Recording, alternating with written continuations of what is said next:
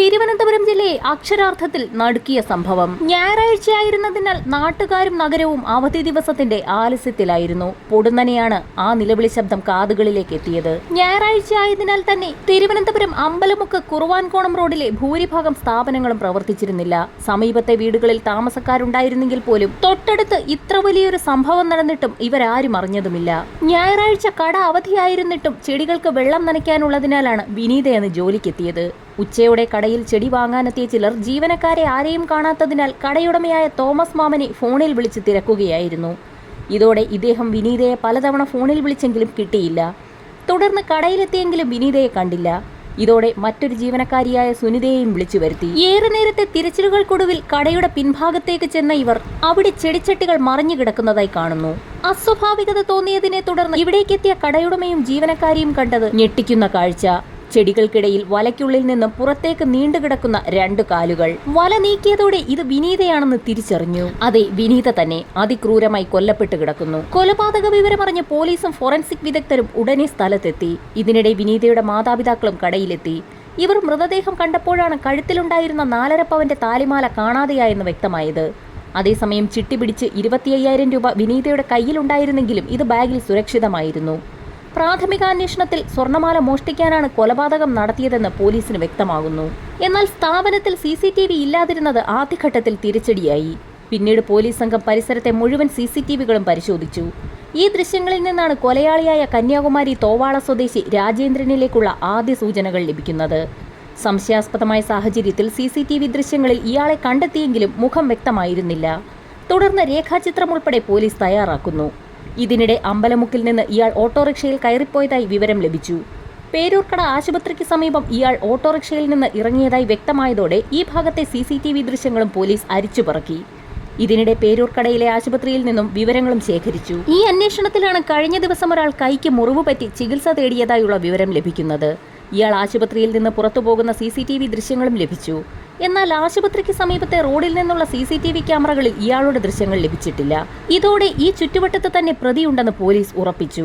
തുടർന്ന് പ്രദേശത്തെ കടകൾ മുഴുവൻ പരിശോധിച്ചു. ഈ അന്വേഷണത്തിലാണ് പേരൂർക്കടയിലെ കുമാർ ടീ സ്റ്റാളിൽ ജോലി ചെയ്തിരുന്ന തൊഴിലാളിയാണ് നേരത്തെ കൈക്ക് മുറിവേറ്റ് ചികിത്സ തേടിയതെന്ന് വ്യക്തമാകുന്നത്. പരിക്കേറ്റതിനാൽ ഇയാൾ സ്വദേശമായ തമിഴ്നാട്ടിലേക്ക് മടങ്ങിയിരുന്നു. ഇതിനിടെ ഇയാളുടെ ആധാർ കാർഡിന്റെ പകർപ്പ് ഹോട്ടലുടമ പോലീസിന് കൈമാറി. കടയിലെ CCTV ദൃശ്യങ്ങളിൽ നിന്ന് ഇയാളെ പോലീസ് തിരിച്ചറിഞ്ഞു. ഇത് പ്രതി രാജേന്ദ്രനാണെന്ന് ഉറപ്പിച്ചതോടെ പോലീസ് സംഘം തമിഴ്നാട്ടിലെ കാവൽ കിണറിലേക്ക് തിരിച്ചു. തുടർന്ന് കൊലപാതകം നടന്ന് 5-ാം നാൾ തമിഴ്നാട്ടിൽ നിന്നും രാജേന്ദ്രനെ പോലീസ് പിടികൂടുകയായിരുന്നു. പേരൂർക്കടയിലെ ടീ സ്റ്റാളിൽ ജോലി ചെയ്തിരുന്ന രാജേന്ദ്രൻ മോഷണം നടത്താൻ ലക്ഷ്യമിട്ടാണ് ഞായറാഴ്ച താമസ സ്ഥലത്ത് നിന്നും നഗരത്തിലേക്ക് ഇറങ്ങിയത്. അമ്പലമുക്ക് കുറുവാൻകോണം റോഡിലൂടെ നടന്നുപോയ ഇയാൾ റോഡിലൂടെ നടന്നു പോവുകയായിരുന്ന മറ്റൊരു യുവതിയുടെ മാല പൊട്ടിക്കാനാണ് ആദ്യം പദ്ധതിയിട്ടത്. ഇതിനിടെ ചെടിക്കടയ്ക്ക് മുന്നിൽ ചെടി നനയ്ക്കുകയായിരുന്ന വിനീതയെയും ഇവരുടെ കഴുത്തിലെ മാലയും ശ്രദ്ധിച്ചിരുന്നു. റോഡിലൂടെ നടന്ന് ഏതാനും ദൂരം പിന്നിട്ടതോടെ നേരത്തെ ലക്ഷ്യമിട്ട യുവതി രാജേന്ദ്രന്റെ കൺമുന്നിൽ നിന്നും മറഞ്ഞു. ഇതോടെ പ്രതി തിരികെ വിനീതയുടെ ചെടിക്കടയിലേക്ക് എത്തുകയായിരുന്നു. ആദ്യം ചെടികളുടെ വില ചോദിച്ച പ്രതി തൊട്ടു പിന്നാലെ വിനീതയുടെ കഴുത്തിലുണ്ടായിരുന്ന മാല പൊട്ടിക്കാൻ ശ്രമിച്ചു. ഇത് തടയാൻ ശ്രമിച്ചതോടെയാണ് രാജേന്ദ്രൻ വിനീതയെ അവിടെയുണ്ടായിരുന്ന കത്തി ഉപയോഗിച്ച് കുത്തിക്കൊന്നത്. കഴുത്തിൽ തുടരെയുള്ള കുത്തേറ്റ് വിനീത പിടഞ്ഞു വീണു.